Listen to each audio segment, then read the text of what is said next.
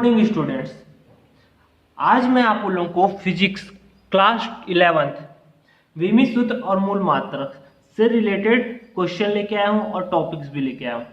तो मैंने पिछली क्लास में एक क्वेश्चन तो मैंने बता दिया था शुद्धता की जांच करना। आज एक और क्वेश्चन लेके ये क्वेश्चन इंपॉर्टेंट है और आया हुआ भी क्वेश्चन है। ठीक है, तो हम लोग आते हैं समीकरण जो दिया हुआ उसकी शुद्धता की जांच करना, जिसमें आप लोग शुद्धता जांच करने के लिए विमी सूत्र की सहायता की जरूरत पड़ेगी। अब विमी सूत्र निकालना मैंने आप लोगों को पिछली कक्षा में बता दिया। यदि आप लोग नहीं देखे होंगे तो पुराने वीडियो से आप लोग उसे देख सकते हैं। पहले वो सीखिए, फिर उसके बाद क्वेश्चन पे आइएगा। आप लोग थोड़ा सीरियसली पढ़ेंगे और थोड़ा शांति बनाए रखेंगे, यानी अपना ध्यान लगाएंगे, तभी फिजिक्स समझ आएगा। मैं आप लोगों को कोशिश कर रहा हूँ कि पूरे अच्छे से समझाऊं, क्योंकि आप लोगों का नया बेस है। आप लोगों को थोड़ा प्रॉब्लम होगी स्टार्टिंग में, फिर बाद में आप लोगों को इसके अवगत हो जाएंगे और सॉल्व करना सीख जाएंगे। तो चलिए आते हैं, ये समीकरण दिया हुआ है t equal to 2 pi under root L upon G की शुद्धता की जांच करना है, जिसमें t सरल लोलक का क्या है, आवर्त काल है, l प्रभावकारी लंबाई, g गुरुत्वीय त्वरण। ये तीन चीज दिया हुआ है। सबसे पहला चीज हमको 2 पाई क्या है, ये तो एक विमाहीन राशि है, विमाहीन राशि है। इसे हम पहले ही क्या कर देंगे, छोड़ देंगे, पहले ही हम छोड़ देंगे। अब बच गया t। t क्या है, t की विमाएं निकालेंगे, तो t की विमाएं क्या होगी बताइए। आप उन लोगों ने विमी सूत्र निकालना सीखा है। t की विमा, t क्या है, आवर्तकाल, आवर्तकाल यानी समय, और समय को हम किससे शो करते हैं, t से शो करते हैं। तो एम एल टी होता है विमी सूत्र में, एम एल टी। अब बताइए m तो है नहीं द्रव्यमान, ये तो जीरो हो गया, लेंथ है नहीं, ये भी जीरो हो गया, तो t की पावर क्या हो गया 1। ये t की विमाएं हुई। अब हम आते हैं, t हो गया, अब l की विमाएं निकालें, l की विमाएं। अब l की विमा क्या होगी, l क्या है, लंबाई, m l t। द्रव्यमान है क्या यहाँ पास, नहीं है, द्रव्यमान जीरो हो गया। समय है क्या, नहीं है, यानी ये भी जीरो हो गया। लंबाई है यानी ये क्या हो गया 1। अब g की विमाएं, g क्या है, गुरुत्वीय त्वरण। हम लोग त्वरण का विमी सूत्र देखे, क्या देखे हैं बताइए आप ही लोग। m, बताओ, m0 l t की पावर -2। ये देखे किससे निकलता है त्वरण का विमी सूत्र, त्वरण बराबर वेग बटे समय, और वेग बराबर क्या होता है, वेग बराबर विस्थापन बटे समय। तो समय इंटू समय, तो क्या हो जाएगा, विस्थापन बटे समय का वर्ग। तो विस्थापन बटे समय का वर्ग हुआ समय का वर्ग। तो विस्थापन को हम क्या बोलते हैं, लंबाई, यानी l हो गया, और ये क्या हुआ t का वर्ग। t ऊपर जाएगा तो l t की पावर -2, इसमें क्या हो गया ये। अब हम आते हैं इसे सिद्ध करने के लिए। तो पहले बाएं पक्ष की विमाएं लिए, बाएं पक्ष की विमाएं, बाएं पक्ष की विमाएं क्या है हमारे पास बताइए। ये t वाला है, t की विमा है, तो ये हो गया m0 l0 t की पावर 1। अब यदि दाएं पक्ष की विमाएं भी वही आ जाएगी तो हमारा क्या हो जाएगा, ये सिद्ध हो जाएगा दाएं पक्ष की विमाएं। अब दाएं पक्ष की विमा के लिए हम लोग को दिया हुआ 2 pi under root L upon जी।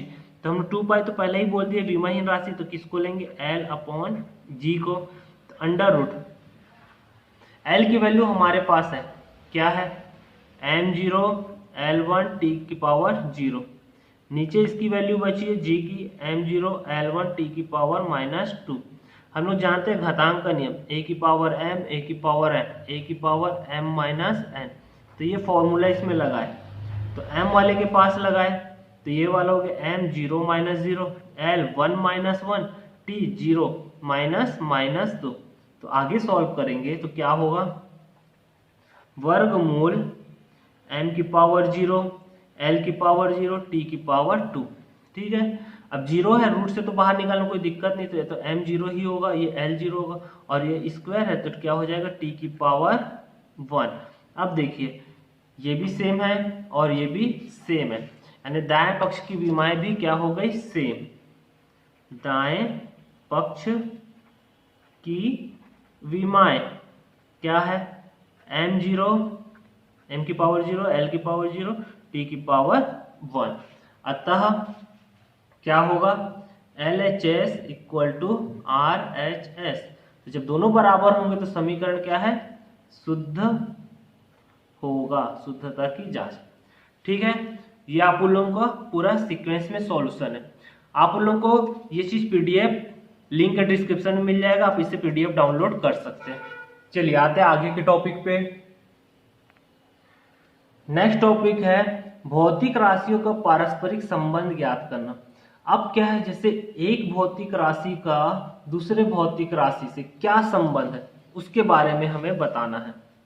ठीक है, एक भौतिक राशि का दूसरे भौतिक राशि से क्या संबंध है वो बताना है, वो क्वेश्चन पे हमें दिया रहेगा।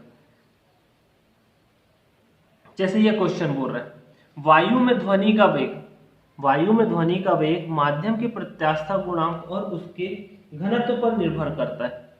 तो विमी विधि से ध्वनि के वेग के लिए सूत्र की स्थापना कीजिए।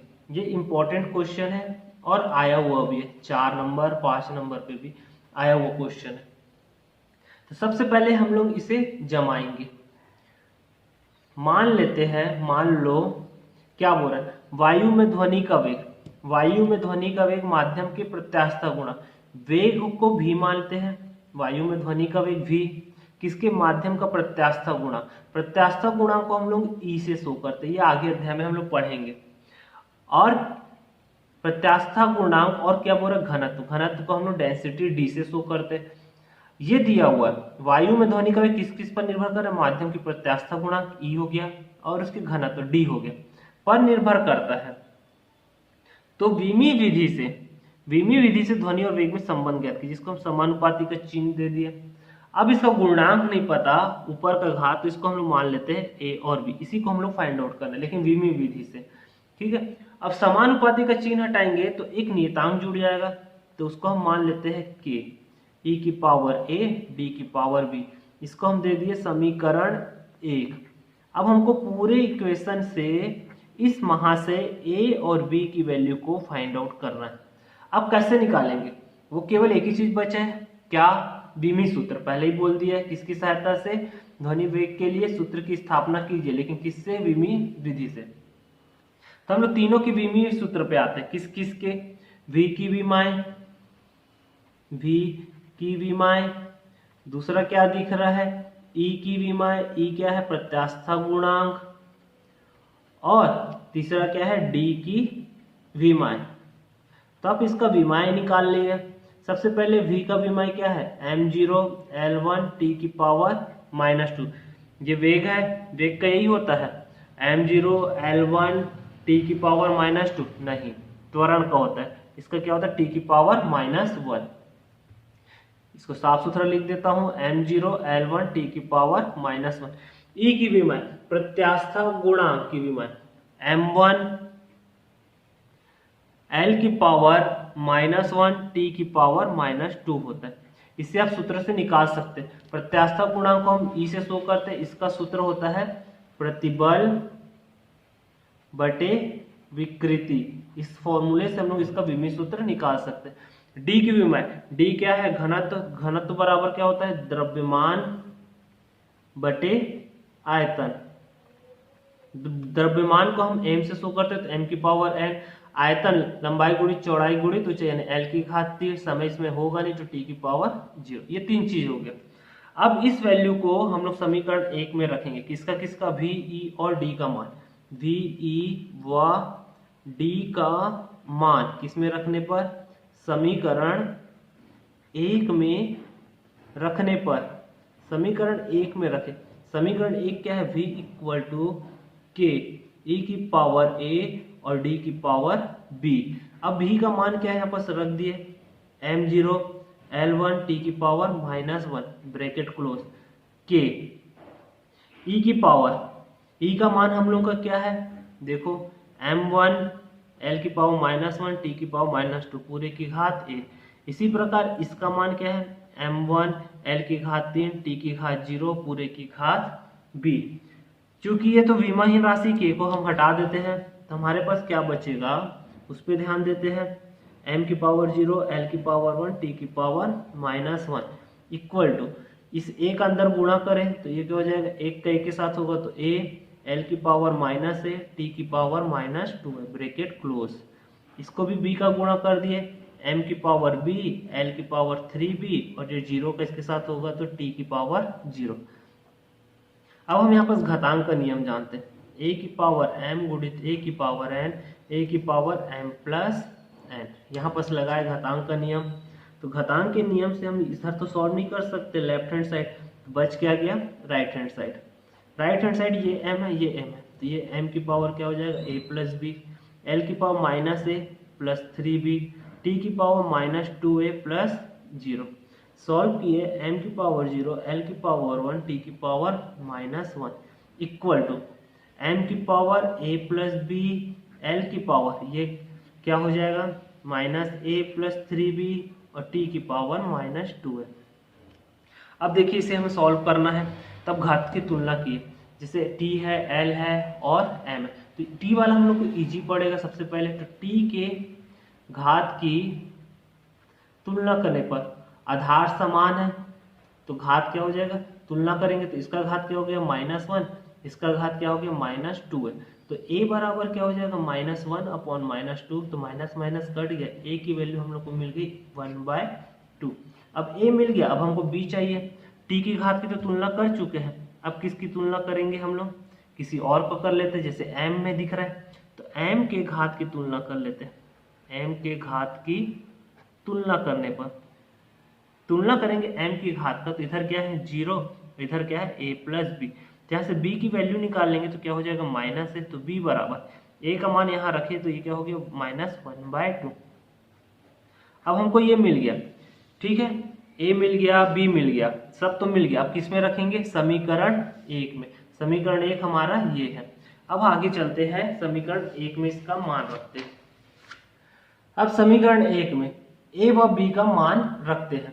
अब a का मान है 1/2 और b का मान है -1/2। इस मान को यहाँ पर रखें तो v बराबर क्या हो जाएगा k, e का मान कितना है, e a का मान है 1/2 और d b का मान है -1/2, तो v बराबर क्या हो गया e की पावर 1/2, इसको नीचे ले आए घातांक के नियम से, a की पावर -m बराबर हम जानते हैं a की पावर m, तो ये हो जाएगा 1/d की पावर 1/2। v बराबर जमा के लिख लिए e की पावर 1/2 d की पावर 1/2, तो v बराबर हम लिख सकते हैं k e/d पूरे की पावर 1/2, तो v बराबर क्या हो जाएगा k रूट e/d।